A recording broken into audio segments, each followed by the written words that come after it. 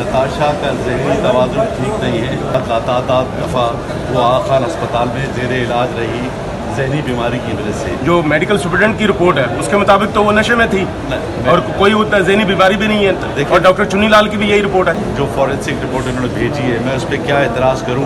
वो बहुत सी कंपनियों की खुद भी जो है CEO है। नहीं, वो किसी कंपनी की मालिक नहीं है। नताशा की नंद का नाम भी नताशा है। वो जो नताशा है वो इकबाल साहब की बेटी है, वो नताशा की नंद है, उसका नाम भी नताशा। दानिश इकबाल गाड़ी का मालिक नहीं है, एक कंपनी गाड़ी की मालिक है। उस कंपनी के न सेवरल डायरेक्टर्स हैं, जिसमें दानिश भी एक डायरेक्टर है।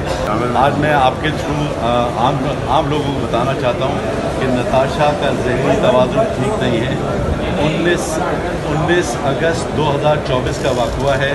नताशा 18 अगस्त 2005 को पहली दफ़ा आगा खान अस्पताल के साइकेट्रिक वार्ड में दाखिल हुई थी। ये वो नताशा की पहली रिपोर्ट है जब वो 18 अगस्त को दाखिल हुई थी, और उसके बाद तादाद दफ़ा वो आगा खान अस्पताल में ज़ेर इलाज रही ज़हनी बीमारी की वजह से। रोज़े वक़्वा भी उसकी तबीयत ठीक नहीं थी, जिसकी वजह से यह हादसा पेश आया। अच्छा, आप कह रहे हैं कि वो साइकियाट्रिस्ट के पास जाती रही है 2005 से, लेकिन जो मेडिकल सुपरिटेंडेंट की रिपोर्ट है उसके मुताबिक तो वो नशे में थी और कोई ज़हनी बीमारी भी नहीं है, और डॉक्टर चुन्नी लाल की भी यही रिपोर्ट है। देखिए, उस जो केमिकल एग्जामिनर रिपोर्ट है, जो फॉरेंसिक रिपोर्ट उन्होंने भेजी है, मैं उस पर क्या एतराज़ करूं? उन्होंने ब्लड सैंपल और यूरिन सैंपल लिया, और वो उन्होंने लिया था कि क्या इस पर कोई शराब पी हुई है इस खातून ने, उसके लिए इल्तिजा की थी, और कहते हैं जी यूरिन में मेथाम्फेटामाइन आया। ये अजीब सी रिपोर्ट है जो इट्स सेल्फ कन्फ्लिक्टेड है कि यूरिन के अंदर मेथाम्फेटामाइन आ रहा है और ब्लड में नहीं आ रहा, विच इज़ नॉट पॉसिबल। और दूसरी चीज़, क्योंकि खातून साइकेट्रिक की दवाइयाँ खाती है, तो कोई ना कोई केमिकल उन दवाइयों में होगा, जिसके टेस्ट के लिए अब हम अदालत से रुजू करेंगे।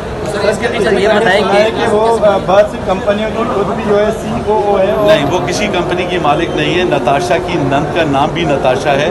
आप उन कंपनीज़ के फॉर्म 29 निकालिए SECP से, वो ये वाजे करेंगे कि वो जो नताशा है वो इकबाल साहब की बेटी है, वो नताशा की नंद है, उसका नाम भी नताशा है। अच्छा, आप मेडिकल ग्राउंड पे बेल लगा रहे हैं? नहीं, मैं मेरिट पे बेल लगा रहा हूँ। देखिए, गाड़ी चलाने की इजाज़त जहाँ तक गाड़ी के लाइसेंस का ताल्लुक है, नताशा ब्रिटिश नेशनल है। नताशा के पास 2031 तक वैलिड लाइसेंस है। हमारा कानून और ब्रिटिश कानून ये कहता है कि नताशा जिस दिन पाकिस्तान आई, जब से 6 माह तक वैलिड रहेगा उसका ब्रिटिश लाइसेंस।